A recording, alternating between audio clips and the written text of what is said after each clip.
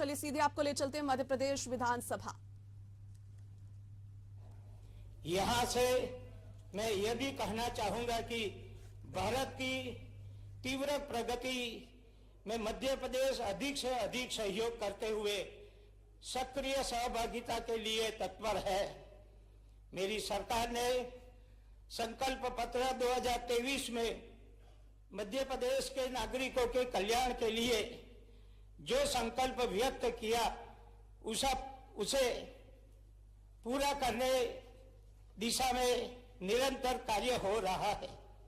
माननीय प्रधानमंत्री श्री जी के विकसित भारत के संकल्प में सहयोग देते हुए मध्य प्रदेश ने भी विकसित मध्य प्रदेश की परिकल्पना की है।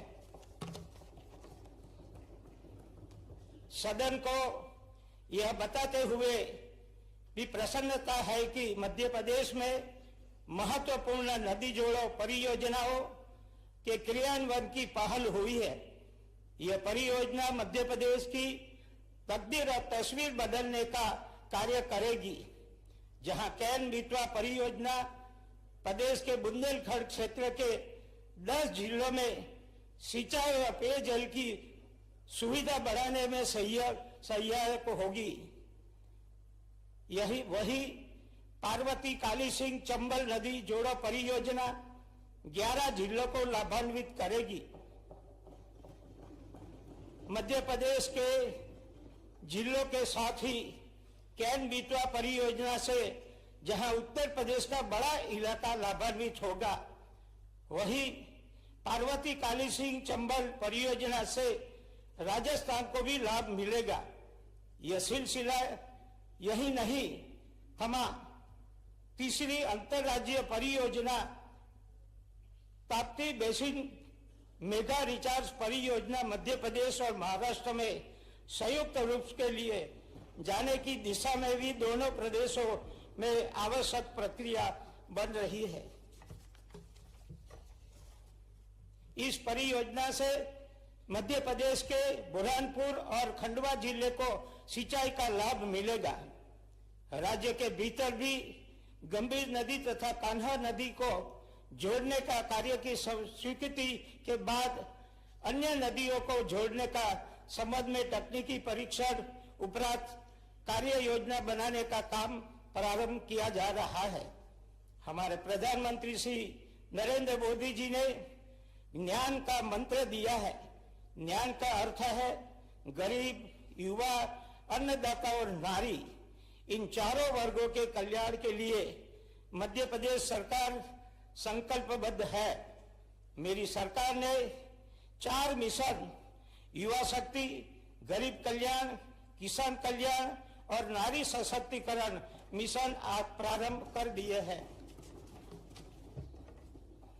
मेरी सरकार ने बहुआयामी गरीबी का सूचकांक कम करने के उद्देश्य से गरीब कल्याण मिशन प्रारंभ किया है। मिशन का उद्देश्य राज्य के गरीब और वंचित वर्गों का आर्थिक उत्थान करते हुए उनकी आय को बढ़ाने की दिशा में कार्य करना है। गरीब कल्याण मिशन मुख्यतः 3 घटकों यथा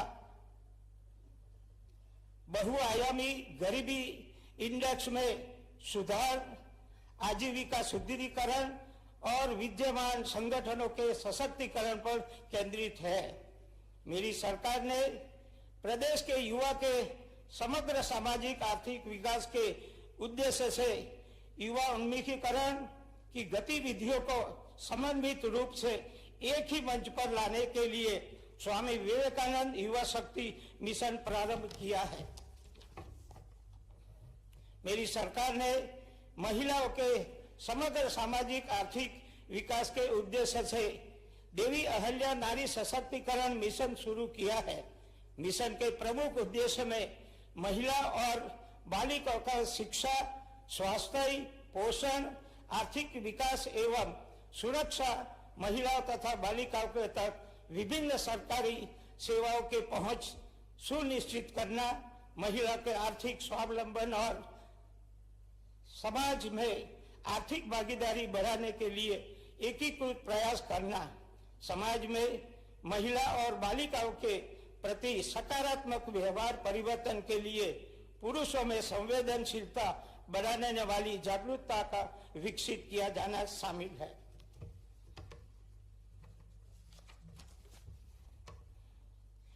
किसान कल्याण मिशन के अंतर्गत प्रदेश की उपज को राष्ट्रीय और अंतर्राष्ट्रीय स्तर पर प्रतिस्पर्धात्मक बनाएंगे। मेरी सरकार कृषि को लाभदायी व्यवसाय बनाने और किसानों को आर्थिक रूप से मजबूत करने के लिए हर संभव सहायता प्रदान करेगी। मेरी सरकार अगले 3 वर्ष में किसानों को 30 लाख सोलर पंप उपलब्ध करवाकर किसानों को बिजली बिल से मुक्ति दिलाने के लिए प्रतिबद्ध है। इसके साथ ही किसानों द्वारा सौर ऊर्जा से उत्पादित बिजली खरीदकर उन्हें नकद भुगतान किया जाएगा। साथ ही किसानों को अब 5 रुपये में बिजली का स्थायी कनेक्शन उपलब्ध करवा जाएगा।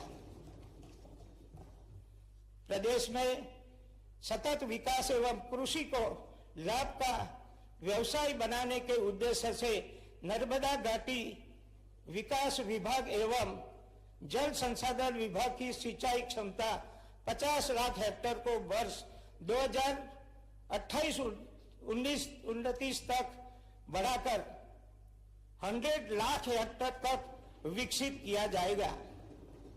माइक्रो सिंचाई में प्रदेश देश में अग्रणी है। दिसंबर 2024 तक माइक्रो सिंचाई परियोजना से 7 लाख हेक्टेयर से अधिक क्षेत्र में सिंचित किया गया है। प्रदेश में शिक्षा व्यवसाय बेहतर बनाई जा रही है। मेरी सरकार ने प्रदेश के उत्कृष्ट परीक्षा परिणाम प्राप्त करने वाले विद्यार्थियों को लैपटॉप और स्कूटी प्रदान की है। प्रदेश के 89,710 मेधावी विद्यार्थियों को लैपटॉप के लिए उनके खाते में 224 करोड़ रुपए की राशि अंतरित की गई है।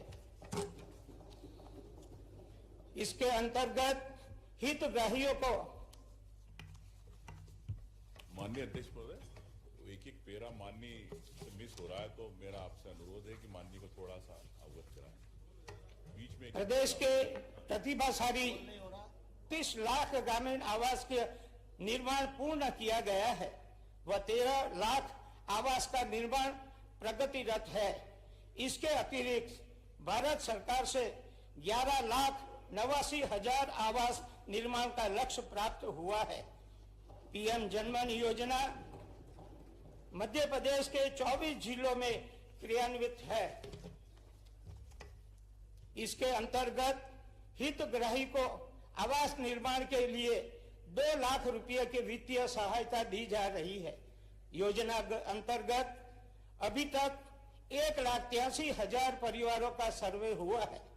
1,68,000 आवास स्वीकृत किए गए हैं तथा 49,292 आवास पूर्ण किए गए हैं।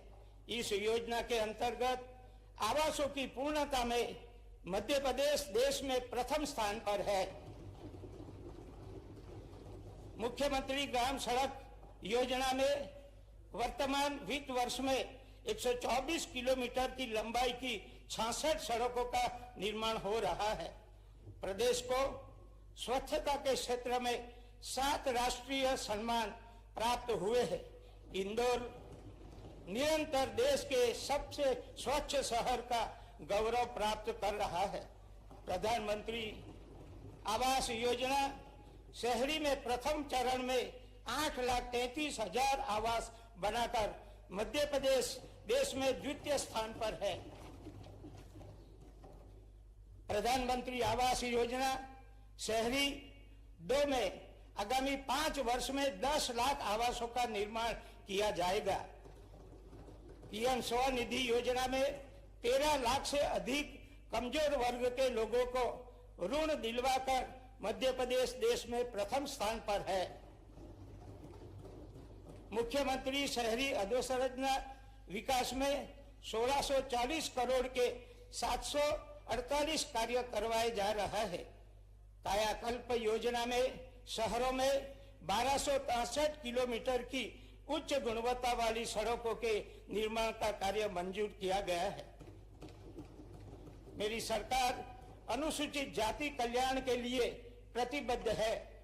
मेरी सरकार द्वारा पूज्य संत रविदास जी की स्मृति में प्रदेश के 30 अनुसूचित जाति बाहुल्य जिलों में संत रविदास स्मारक सह सामुदायिक भवन का निर्माण कराया जा रहा है।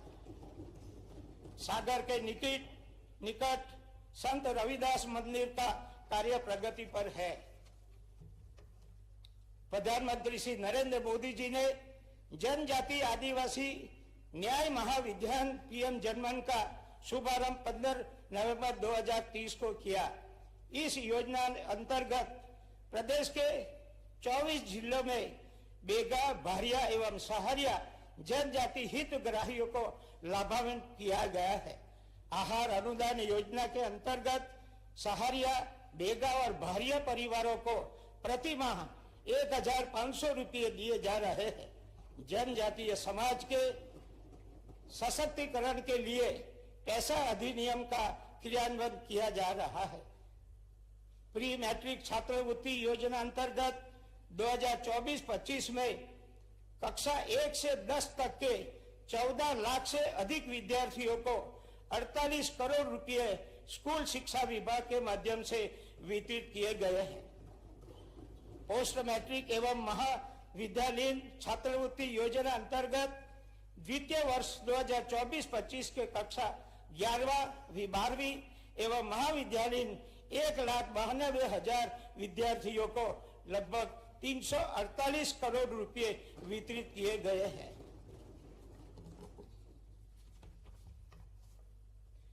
अगले 5 वर्ष में प्रदेश में 1 लाख किलोमीटर की सड़कें बनाए जाने का लक्ष्य रखा है। मुख्यमंत्री ग्राम सड़क योजना में 8,631 ग्राम जुड़े हुए, जिनकी लंबाई 19,472 किलोमीटर है। प्रधानमंत्री ग्राम सड़क योजना में इस वर्ष 1,000 किलोमीटर की सड़कों का निर्माण एवं 5,200 किलोमीटर सड़कों का नवीनीकरण किया जा रहा है। देश में पहली बार नवकरणीय ऊर्जा को स्टोर करने की पहल हुई है। रीवा में सौर ऊर्जा पार्क देश के सबसे बड़े ऊर्जा पार्कों में से एक है। ओमकारेश्वर फ्लोटिंग प्लांट स्थापित किया गया है। गत 12 वर्ष में मध्य प्रदेश की नवकरणीय ऊर्जा में 14 गुना की वृद्धि हुई है। प्रदेश के कुल ऊर्जा उत्पादन में 30% नवीकरण ऊर्जा होने का वाला उत्पादन शामिल है। मुरैना में अपनी तरह का solar plus storage power plant बनाने जा रहे हैं, जिसमें दिन के साथ रात भी बिजली मिलेगी। सदन को यह बताते हुए गर्व का अनुभव हो रहा है कि हाल ही में भोपाल में आयोजित ग्लोबल इन्वेस्टर समिट में प्रधानमंत्री जी ने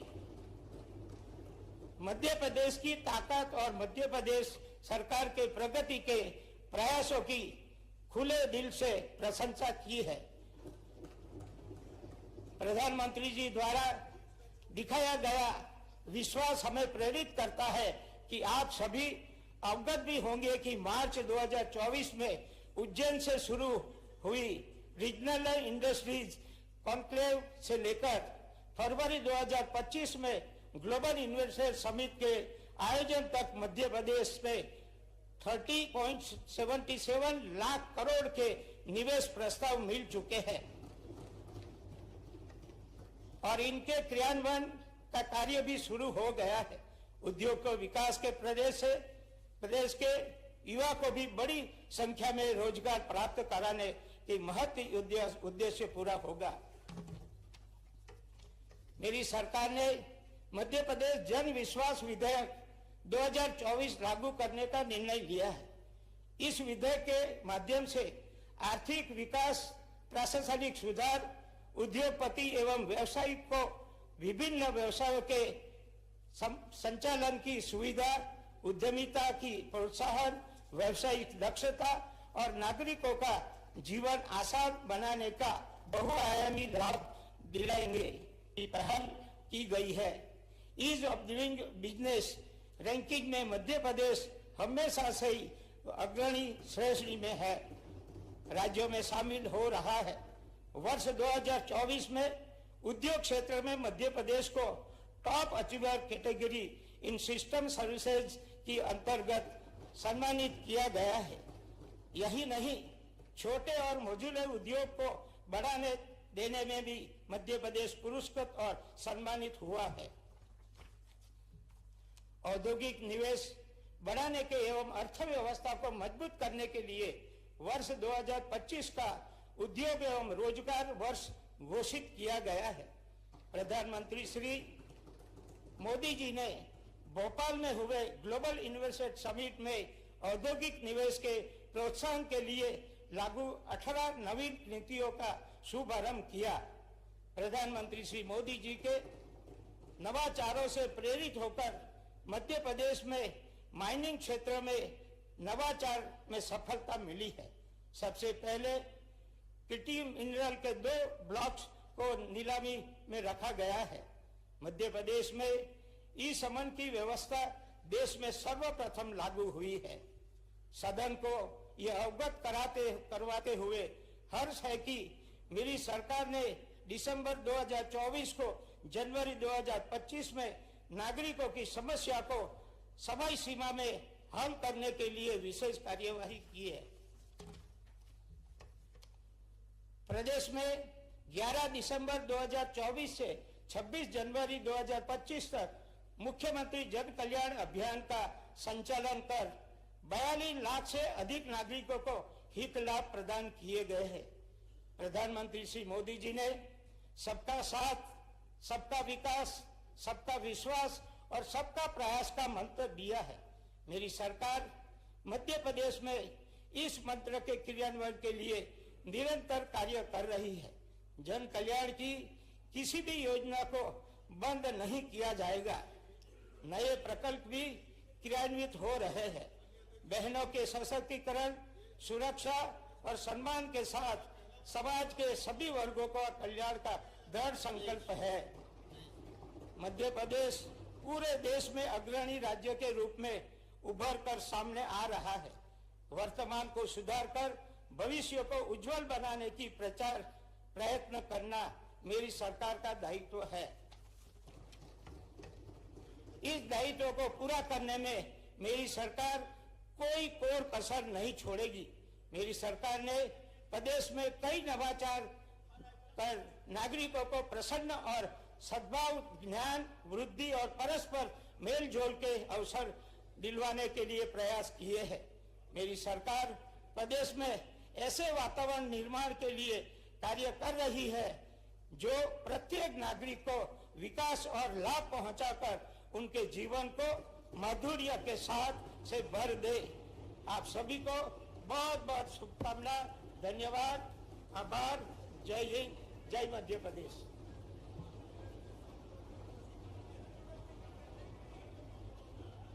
माननीय राज्यपाल जी का प्रस्थान होगा। सभी लोग अपने जगह बैठे रहें।